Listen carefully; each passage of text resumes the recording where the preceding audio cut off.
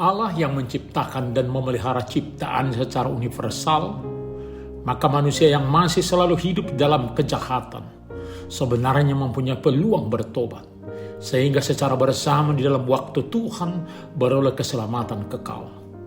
Selamat hari Minggu ketiga setelah Trinitatis, Bapak, Ibu, Saudara-saudara, dan anak kami yang terkasih.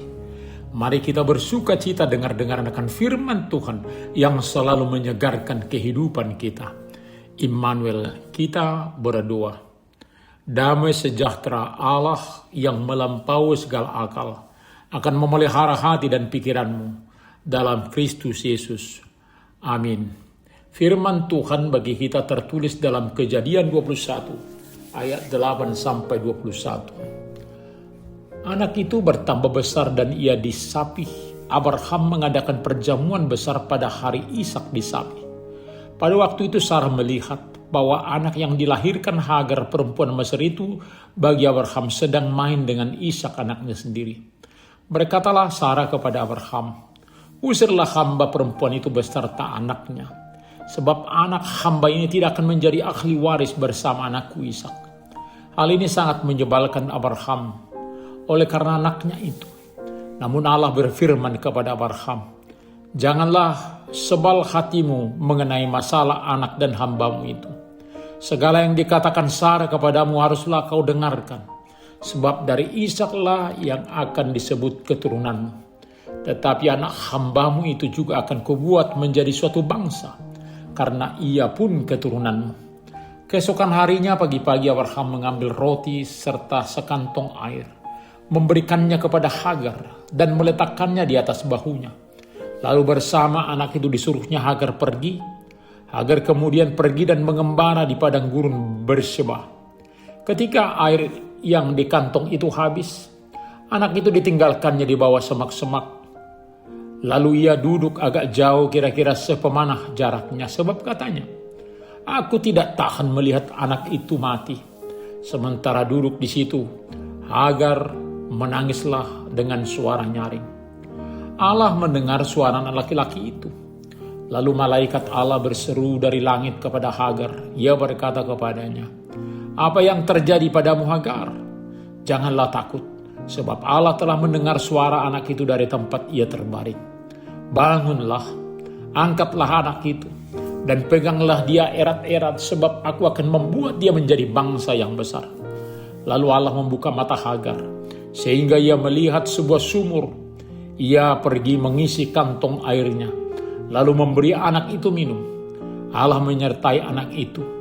Ia bertambah besar dan menetap di padang gurun, serta menjadi seorang pemanah. Ia tinggallah di padang gurun Haran, dan ibunya mengambil seorang istri baginya dari tanah Mesir.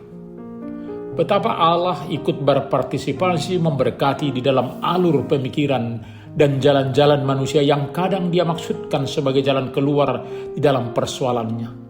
Sebagaimana Sarah dan Abraham dalam penantian akan janji Allah untuk keturunannya, mereka membuat keputusan untuk memperoleh anak dengan memberikan hamba Sarah bagi Abraham.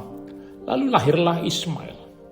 Ketika Tuhan menjanjikan kelahiran Ishak dengan waktu yang begitu lama, Sarah dan Abraham mencoba dengan jalan pintas untuk menggenapi janji Allah tersebut, sehingga Hagar memberi keturunan bagi mereka. Namun saat Ishak lahir dan disapi, justru Ismail yang juga anak Abraham menyakiti Ishak. Lalu Sarah mengusulkan supaya Hagar dan Ismail diusir dari rumahnya. Mengapa sampai ada anak yang menyakiti adiknya? Tentunya perilaku Hagarlah yang melakonkannya, di mana dia menganggap rendah Sarah sewaktu dia mengandung Ismail. Hal yang dilakukan terimbas juga di dalam perangai anaknya. Catatan ini menjadi peringatan bagi orang tua, supaya selalu memberi teladan yang baik bila mana sudah mempunyai anak. Jangan sampai pengaruh buruk meracuni pemikiran anak mereka. Permintaan Sarah membuat hati Abraham sebal. Sebab dari belum punya anak sekarang sudah menjadi 2 anak. Pasti dia bahagia dengan kedua anaknya. Allah mengingatkan Abraham untuk memenuhi permintaan Hagar.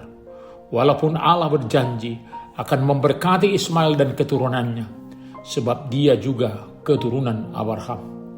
Demikianlah Tuhan terhadap hidup, selalu menjadi penyelenggara yang baik, memelihara kehidupan.